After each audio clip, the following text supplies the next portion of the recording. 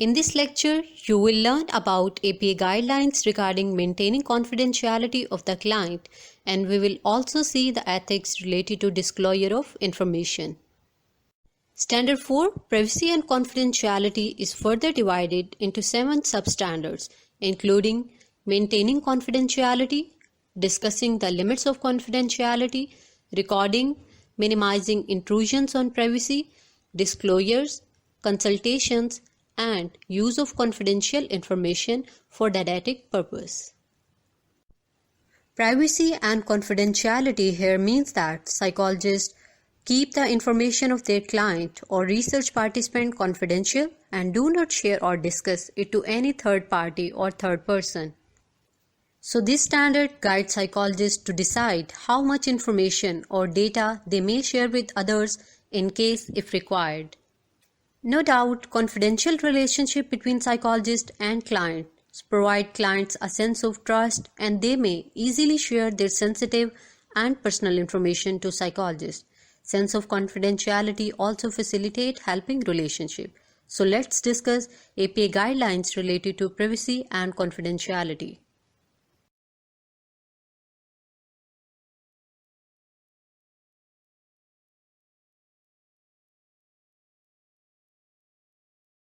First standard 4.01 is related to maintaining confidentiality. तो ये standard कहता है कि साइकोलॉजिस्ट अपने क्लाइंट की प्राइवेसी को मेंटेन रखते हैं और उनकी डिग्निटी की रिस्पेक्ट करते हैं। जिन लोगों के साथ वो काम करते हैं उनसे ली गई मालूमात दूसरे लोगों के साथ शेयर नहीं करते, क्योंकि प्रीवियसली हमने देखा था कि साइकोलॉजिस्ट बहुत से मल्टीपल रोल परफॉर्म करते हैं।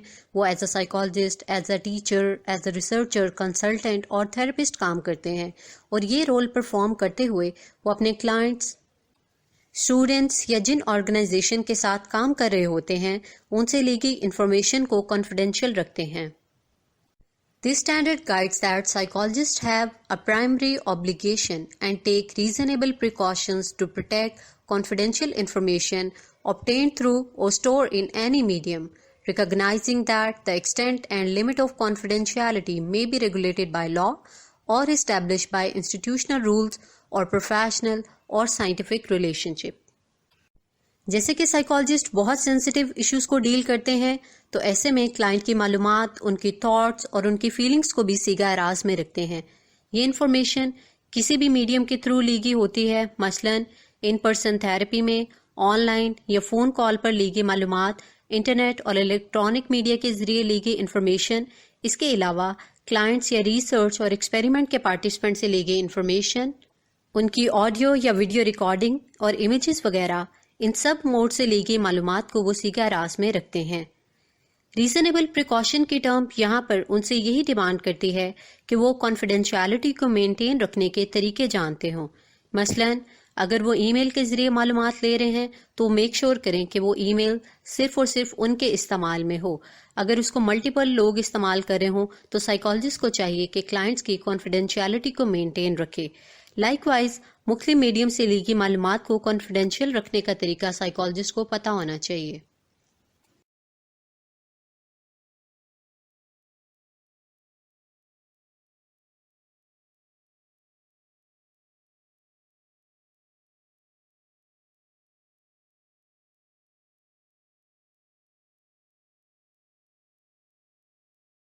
Next, Standard 4.02 is related to discussing the limits of confidentiality.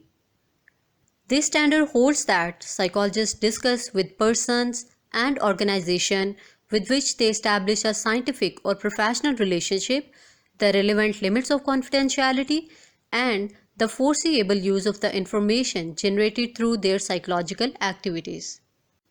तो स्टैंडर्ड 4.02A कहता है कि साइकोलॉजिस्ट जिन ऑर्गेनाइजेशंस या लोगों के साथ काम कर रहे हों उन्हें उनके साथ कॉन्फिडेंशियलिटी के लिमिट्स को डिस्कस करना चाहिए, यानी उनको बताएं कि वो किन के लिए या किन ऑर्गेनाइजेशन के साथ काम कर रहे हैं, और जब वो रिसर्च या दूसरे साइकोलॉजिकल एक्टिविटीज़ के ज़रिए मालूमात लेंगे तो कितनी मालूमात को शेयर करेंगे और इस इंफॉर्मेशन का इस्तेमाल कब, कहाँ और किस मकसद के लिए किया जाएगा।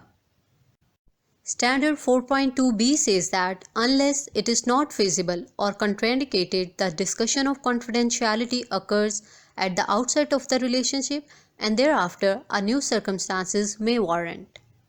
तो सेक्शन 20 साइकोलॉजिस्ट से रिक्वायर करता है कि उनको प्रोफेशनल रिलेशनशिप के आगाज़ में ही जिस हद तक मुमकिन हो कॉन्फिडेंशियलिटी की लिमिट्स को डिस्कस कर लेना चाहिए, लेकिन यहाँ पर phrase unless it is not feasible और कंट्राइंडिकेटेड ये जुमला साइकोलॉजिस्ट को इजाज़त देता है कि वो कुछ रेयर केसेस में कॉन्फिडेंशियलिटी की डिस्कशन को डिले कर सकते हैं।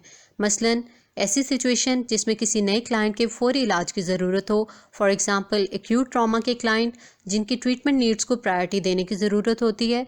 इसके अलावा कुछ सूरत हाल जिनमें साइकोलॉजिस्ट कोई नई पॉलिसी बना रहे हों तो स्लाइट डिले हो सकता है। मज़ीद कुछ सूरत हाल ऐसी भी हो सकती हैं जिनमें साइकोलॉजिस्ट को कॉन्फिडेंशियलिटी की लिमिट्स को रिवाइज़ करना पड़ता है। मसलन अगर साइकोलॉजिस्ट कोई लॉन्गिट्यूडनल स्टडी कर रहा था या कोई डेवलपमेंटल चेंजेस देख रहा है और वो बच्चों पर रिसर्च कर रहा था, तो अगरचे उस वक्त साइकोलॉजिस्ट ने बच्चों से और उनके वालिदैन से रजामंदी ली थी, लेकिन कुछ साल बाद जब वो दोबारा स्टडी करेगा, जब बच्चे अडल्ट हो चुके होंगे, तो फिर साइकोलॉजिस्ट को कॉन्फिडेंशियलिटी की लिमिट्स को रिवाइज़ करना पड़ेगा और दोबारा पार्टिसिपेंट के साथ डिस्कशन की जाएगी और कॉन्फिडेंशियलिटी की लिमिट्स डिसाइड की जाएंगी। Further, Standard 4.02 states that psychologists who offer services, products, or information via electronic transmission inform clients or patients of the risks of their privacy and limitations of the confidentiality.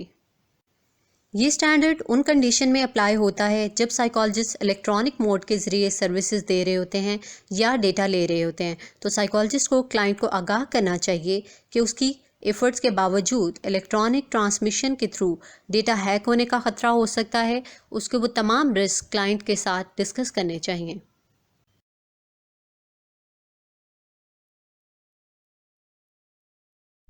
So far, we discussed 3 substandards related to privacy and confidentiality, including maintaining confidentiality, discussing the limits of confidentiality, and recording. Further substandards will be discussed in the next topic.